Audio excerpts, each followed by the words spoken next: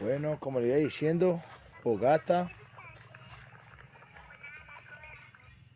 Aquí en el lago El Bolsón, Cajibío, Cauca.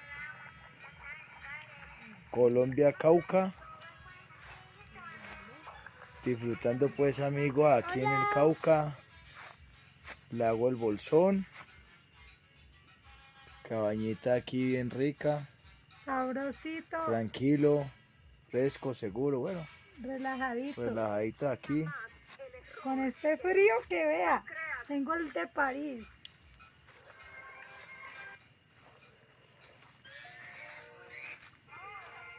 Disfrutando de una fogatica aquí en familia.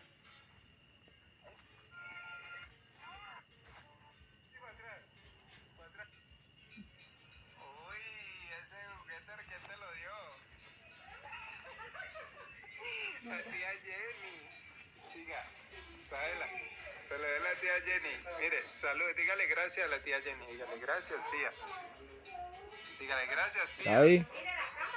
Saludos a los seguidores. Mire la cámara, pues. Chao. Muy bueno, Mire. muy chévere. Mira, y para atrás. Para atrás. Como la fogata. Para atrás, pues, para atrás. Entonces. Pues, ¿cómo hacer eso? No, eso está bueno. Sí,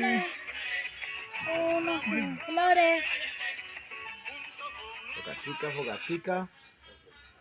Con agüita. a tus seguidores, Su agüita. Whiskycito para el frío. la marmita. Sabrosito, ¿no? Rico. Salud. Ah. Qué rico.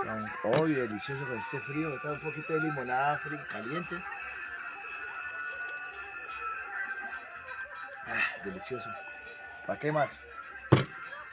Bueno, chao amigos. Más adelante les comparto alguna otra historia, pero por el momentico hoy volvimos aquí a repetir en Lago El Bolsón, lugar chévere, tranquilo, un clima espectacular, frío. Mañana les muestro el lago.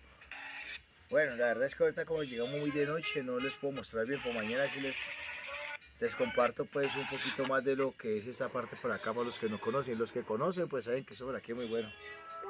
Estamos hablando de cuidan.